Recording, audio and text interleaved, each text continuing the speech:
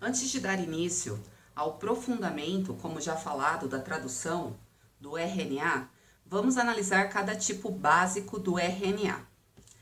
Então aqui vamos começar falando do RNA transportador. Dos 3 tipos de ácidos ribonucleicos, o RNA transportador é o que possui moléculas menores. O RNA transportador ele tem formato de trevo. Ele é constituído de 75 a 90 nucleotídeos. Então, ele é constituído de 75 a 90 nucleotídeos. O seu peso molecular varia de 25 a 30 kDa. A molécula do RNA transportador é um filamento com uma extremidade 3' terminado sempre com a sequência CCA. Então, aqui, extremidade 3' eu sempre vou terminar com citosina, citosina e adenina. Sempre na extremidade 3. Extremidade 3 e a 5, elas estão na mesma direção. Então, tem extremidade 3, A, CC, onde eu vou ligar o aminoácido. E aqui a extremidade 5 na mesma direção. Aí tem as alças, alça T, alça anticódon, alça D. Portanto, tem um formato de trevo. A sequência de 3 bases nitrogenadas na molécula de RNA transportador e que reconhece o códon chama-se anticódon. Aqui eu tenho um anticódon, o GAA, guanina, adenina, adenina. O anticódon, ele é o pareamento com o códon. Aqui estaria o códon, ou seja, as 3 bases nitrogenadas do RNA mensageiro. Portanto, haverá um pareamento aqui. Então, aqui, como é RNA, não tem timina. A citosina pareia com a guanina, a uracila com a adenina e a uracila com a adenina. Essas 3 bases nitrogenadas será chamada de códons. Existem 64 códons no RNA. E o GAA seria o anticódon, ou seja, o que foi decifrado, codificado, pareado com o códon do RNA mensageiro. O anticódon, ele faz parte do RNA transportador. Portanto, aqui nós temos a alça anticódon, certo? Bom, então na extremidade 5 e 3 estão juntas, 5 e 3, estão juntas na ponta de um dos braços. Ocorre uma ligação do aminoácido no nucleotídeo da extremidade 3'. Aqui que haverá o aminoácido. O RNA transmissor, no RNA transmissor existem 4 zonas onde existem pareamento entre as bases. Então, vamos lá. Aqui nós temos um pareamento entre as bases. Aqui, outro lado, também está pareado. Existe um pareamento aqui nesta alça e nesta alça. Portanto, são 4 zonas de pareamento, certo? 1, 2, 3 e 4. Então, existem 4 zonas onde existem pareamento entre as bases. Também está constituído por alças não pareadas, que é a alça T, aqui não tem um pareamento. A alça D, também não existe o pareamento. E na alça anticódon, como já foi falado agora. Portanto, se fala que o RNA transportador, ele lembra o formato de trevo de um trevo da sorte. Portanto, eu tenho aqui, ó, um braço, um braço, um braço, um braço. Aqui eu vou ter também o trevo da sorte. Aqui seria a extremidade 5, 3, onde o nucleotídeo, aqui dá para ver melhor, aqui assim. Então, aqui vamos supor que aqui é a extremidade 3, onde vai ligar o aminoácido ao seu anticódon correspondente e, ao seu caso, um anticódon correspondente ao códon do RNA mensageiro. Aqui o 5', que já é um braço menor. Aqui a gente vai ter a alça T, que ela já chega nos braços não pareados. Na alça anticódon e aqui na alça D. Portanto, uma zona, 2, 3 e 4. Aqui estaria a alça anticódon e embaixo da alça anticódon estaria o RNA mensageiro fazendo o pareamento com essa alça. Portanto, aqui ele é bem visível a semelhança, né? Ó, RNA transportador e o formato do trevo da sorte. Portanto, se fala que o RNA transportador lembra o formato de um trevo da sorte. A função do RNA transportador é transferir os aminoácidos para as posições corretas nas cadeias polipeptídicas em formação nos complexos de ribossomos e RNA mensageiro. Para isso, o RNA transportador possui a propriedade de se combinar com o aminoácido e é capaz de reconhecer determinados locais do RNA mensageiro, constituído por um códon, que é a sequência de 3 bases nitrogenadas. Existe uma enzima que ela vai auxiliar muito nesse processo, que é aminoácido RNAT sintetase. Ela auxilia na ligação do aminoácido ao seu RNAT compatível, o RNA transportador compatível. Concluindo essa parte, então, a função do RNA transportador é retirar os aminoácidos do citosol e conduzi-los ao ribossomo na ordem ditada pelo RNA mensageiro. Lembrando que o ribossomo, ele é uma organela que a célula tem a função de síntese proteica. Ele é encontrado livre no citoplasma, então ele pode estar livre no citoplasma, o ribossomo. Aqui eu tenho o ribossomo. Ele pode estar solto no citoplasma, livre no citoplasma.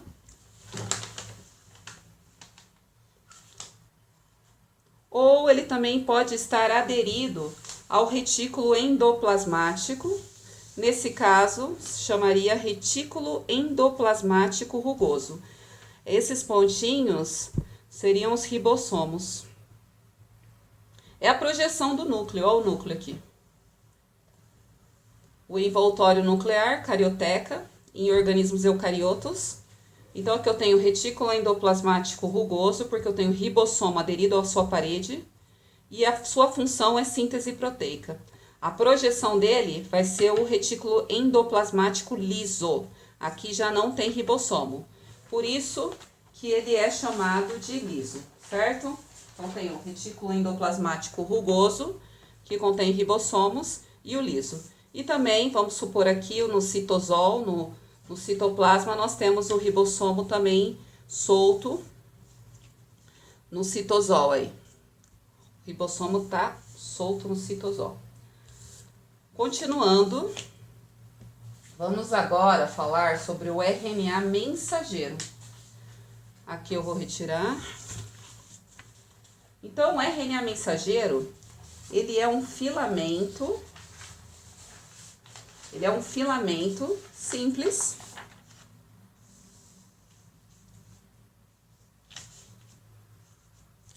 Aqui seria o RNA mensageiro. O RNA mensageiro maduro.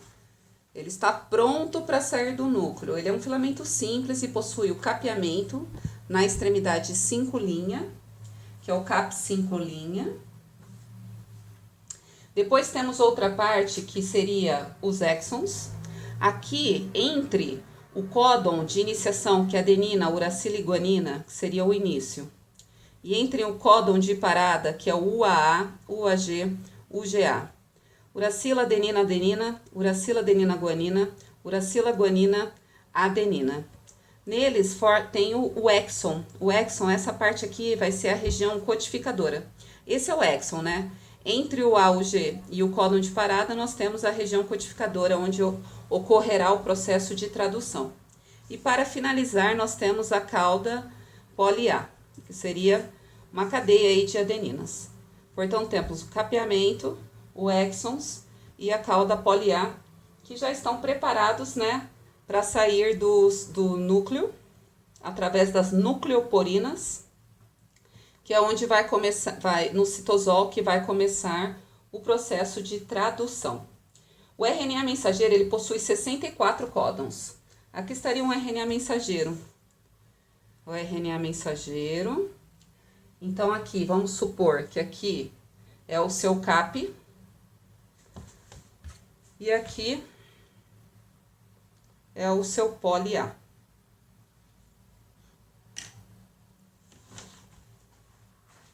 Portanto, encontramos aqui adenina, uracila e guanina.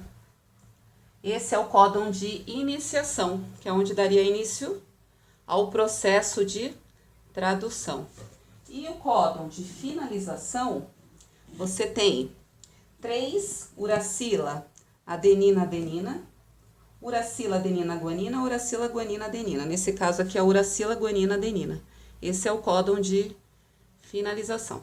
É onde haverá a fase de finalização do processo da tradução, de tradução. O RNA mensageiro, ele possui 64 códons, como eu já falei. 61 cifram aminoácidos. Os outros 3 restantes são chamados de códon de parada ou terminação, como já foi falado aqui. Os 3 códons de finalização já foi falado também. E existem 4 códons importantes. Então, o que codifica o início, que é adenina, uracila e guanina, e os 3 que determinam a finalização do processo.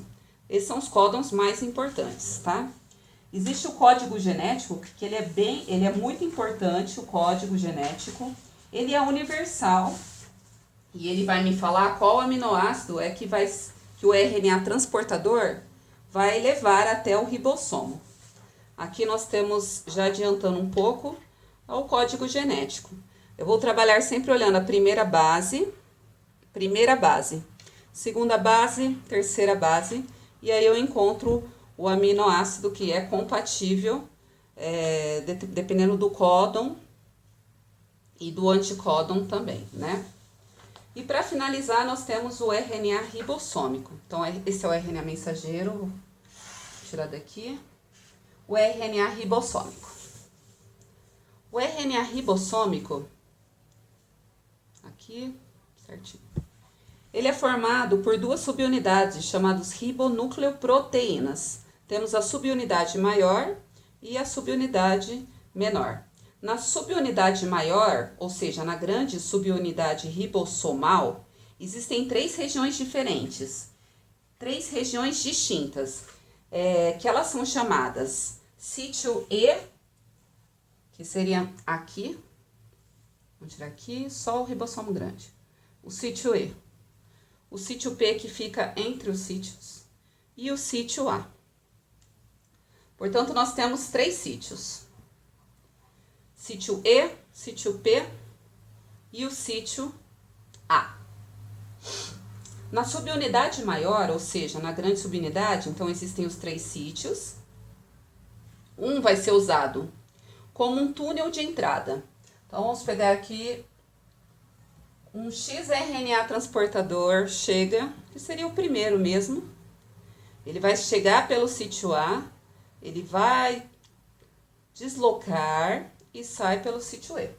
Então, acontece esse movimento. É como entrasse em um túnel de entrada, passasse e saísse pelo sítio E, pelo túnel E. Mas isso será melhor explicado já no processo de tradução mesmo. Então, esse é o ribossomo maior, a subunidade maior do RNA ribossômico. Então, vamos tirar aqui. Pronto. O outro, subunidade menor, é a menor parte. Aqui, a subunidade menor, ela vai ser utilizada como um canal de deslizamento do RNA mensageiro. Então, eu tenho o RNA mensageiro e ela vai deslizando e vai, junto com o ribossomo maior, vai codificando os aminoácidos, fazendo os aminoácidos, e aí vai transformando na finalização a proteína. Vamos entrar agora no processo da tradução propriamente dita. Agora é a tradução mesmo, que começa fase por fase. As fases são iniciação, alongamento e a finalização. São as 3 fases da tradução. Então, o RNA mensageiro, como já falado, ele vai estar lá no núcleo. É o RNA mensageiro maduro.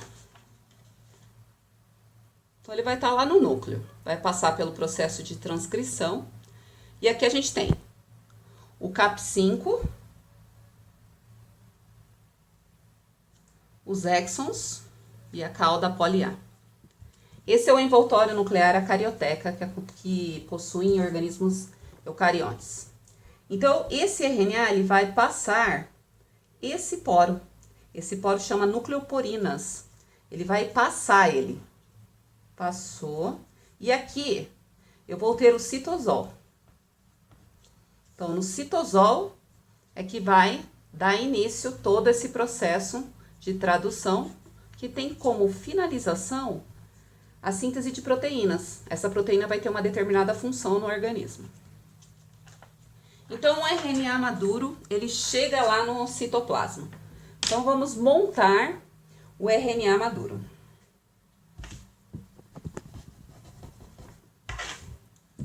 Ele vai chegar, o RNA mensageiro. Aí eu vou colocar, aqui eu só tenho as bases nitrogenadas. Estão faltando o CAP, que eu vou usar uma borracha, como se fosse o CAP.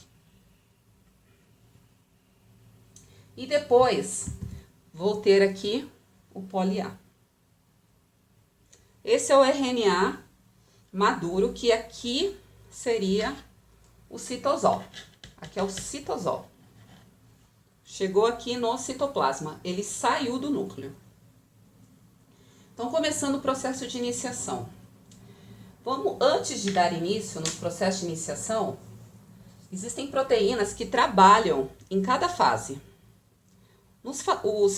As proteínas que trabalham, que são ativadas no processo de iniciação, chamam fatores de iniciação. Aí temos o fator de iniciação 1, o fator de iniciação 2, 3, o 4 e o 5.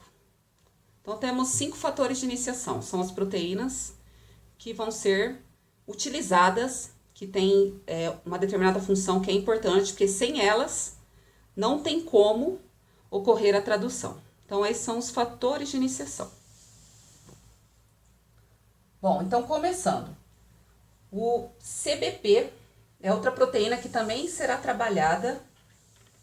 Essa é a proteína CBP. Ela também vai ser utilizada nesse processo, nessa fase de iniciação. Então, o CBP, ele vai se ligar ao CAP5. Esse é o CAP5. Então, ele se liga. É o Cap Binding Protein, ou seja, a tradução dele em inglês é proteína de ligação, CAP. Ele vai se ligar ao CAP. Então, é Cap Binding Protein. Então, ele se liga ao CAP5.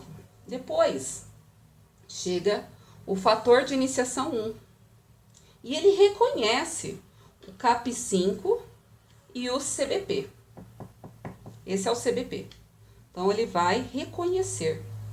E vai ligar esse conjunto ao código de iniciação. O código de iniciação, como já foi falado, é adenina, uracila e guanina, aqui. Esse é o código de iniciação. Então, ele vai ligar. Então, ele liga. Aqui é o fator de iniciação 1.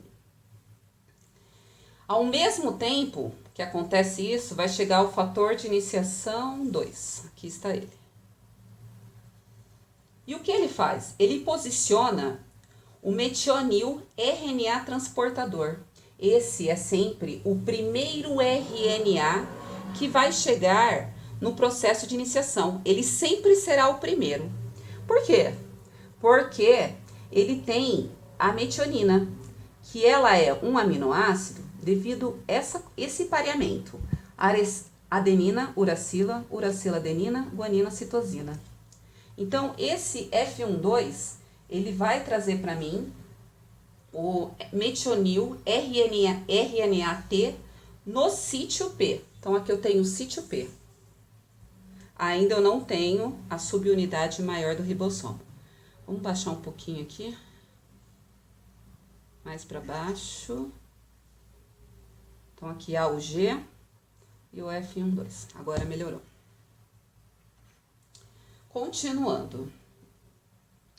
Portanto, o seu anticódon é uracila-adenina e citosina.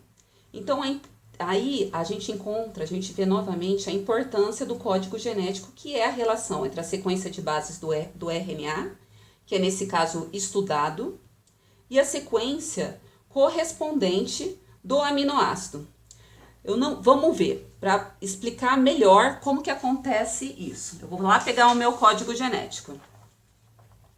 Aqui é o código genético, que nesse caso eu tenho, então, a adenina é a primeira base, a uracila é a segunda base, e eu tenho a guanina, procuro na terceira base, e encontro a adenina, uracila, guanina, com o aminoácido metionina. E aqui até fala start codon, ou seja, vai dar início ao processo de tradução. O tipo de aminoácido é determinado pela sequência de anticódons do RNA transportador. Aí vai chegar o F1,3 e o F1,4. Aqui chegaram, mas... Vamos colocar eles aqui embaixo. Chegou o F1,3 e um F1,4.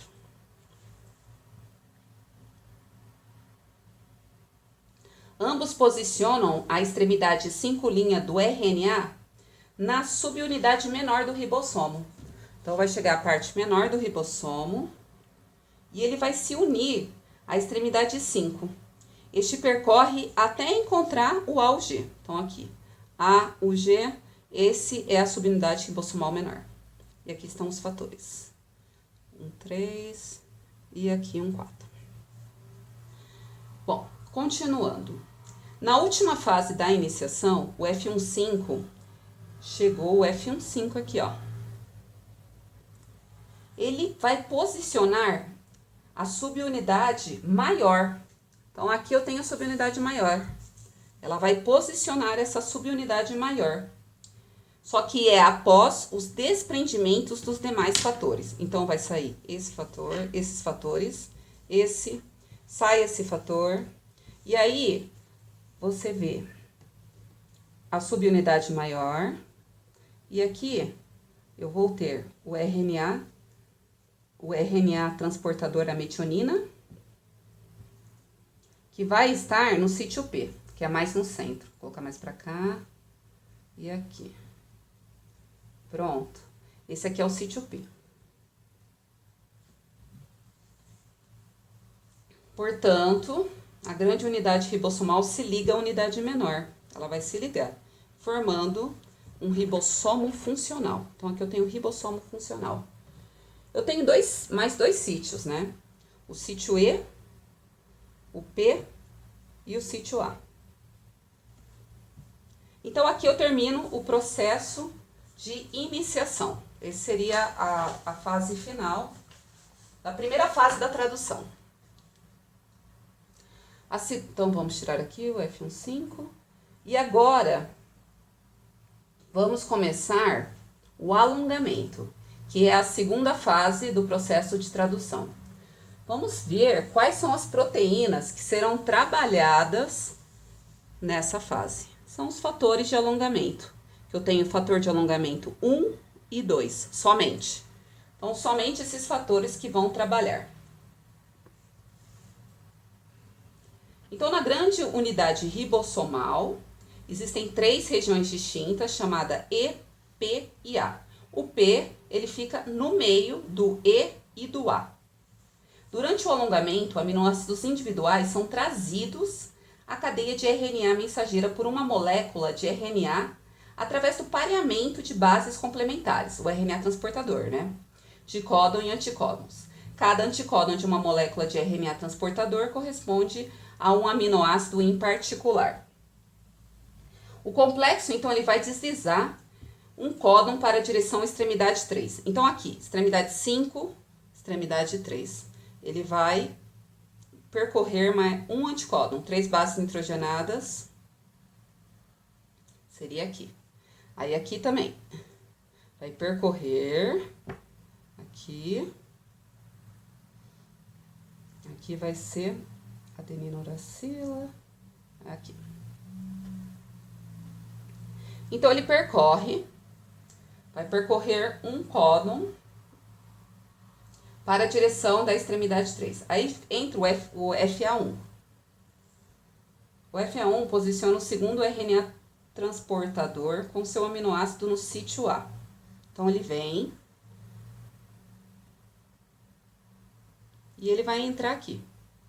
Então, vai ser citosina, guanina, adenina, uracila, guanina, citosina.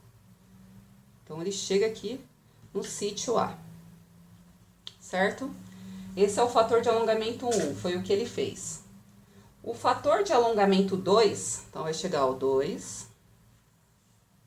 Ele transloca o RNA transportador da posição P para E. Então, vem para cá, da posição P, esse é o P, para E. Com esse deslocamento, o aminoácido desse RNA transportador se desprende, ele vai desprender o aminoácido, nesse caso a metionina, que vai ligar ao aminoácido novo, através de uma ligação chamada ligação peptídica. Pode ver que a metionina ela vai sair e vai ligar com a valina. A valina vai ser o aminoácido que vai ser traduzido através dessa codificação aqui.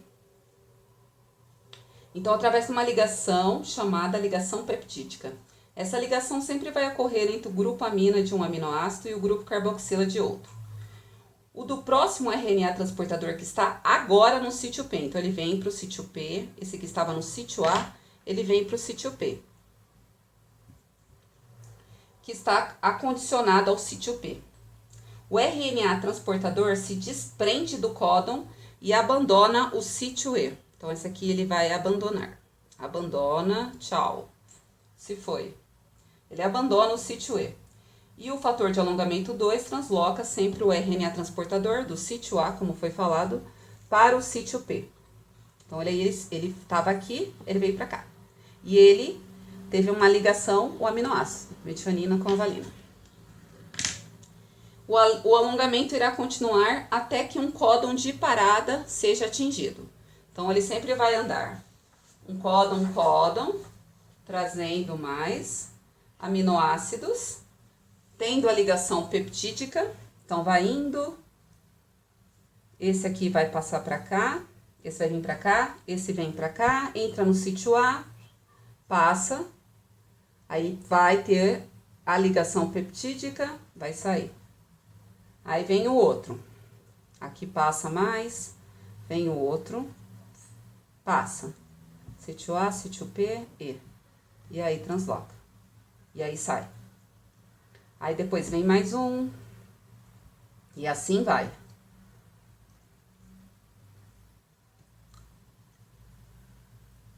E esse sai. Então, ele vai percorrendo o RNA. Ele vai percorrer o RNA, certo? Sítio A, sítio P, sítio E, o RNA mensageiro e aqui o ribossômico menor. Agora, a finalização. Vamos tirar os fatores de alongamento que já foram. Fatores de finalização, que seriam os últimos já. O fator de finalização 1 e o fator de finalização 3. São essas proteínas que serão trabalhadas agora. Então,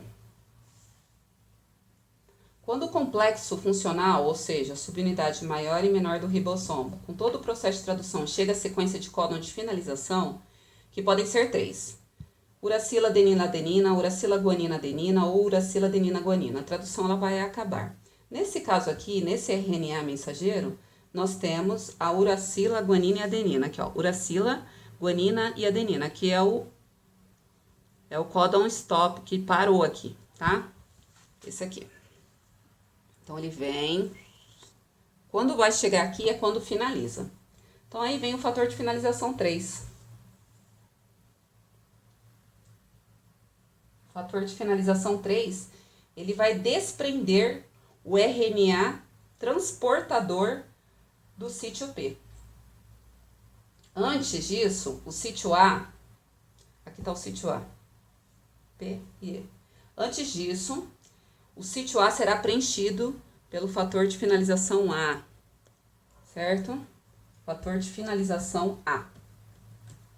E agora sim, vem o fator de finalização 3 e desprende o RNA transportador do sítio P, que é o sítio do centro. Então, ele vai desprender, certo? Ele desprende. Todo o complexo se dissocia. E aqui o polipeptídeo, ou seja, os aminoácidos, que são biomoléculas formadas pela ligação de 2 ou mais aminoácidos, ele é liberado desse RNA transportador do sítio P. Então, aqui, ó, ele vai ser liberado. Então, ele vai sair aqui, vai ser tudo dissociado. Deixa eu tirar aqui os sítios. Ele vai ser liberado da unidade ribossomal. Aqui vai desprender, desprende. Aqui não, né? Tá. Então, ele vai se dissociar. Todo o complexo se dissocia, né? As subunidades do ribossomo se separam do RNA mensageiro. Vai se separar do RNA mensageiro. E termina o processo de tradução. Então, aqui eu vou ter os aminoácidos, que é a cadeia polipeptídica, certo? Que ela vai sair, ela vai se dissociar. Então, esses aminoácidos, eles se unem através de ligação peptídica e formam uma determinada proteína que possui uma determinada função no organismo. Então, aqui tudo vai se separar, certo? Portanto, as proteínas, elas são macromoléculas biológicas constituídas por uma ou mais cadeias de aminoácido. Então, vai ter a formação da proteína.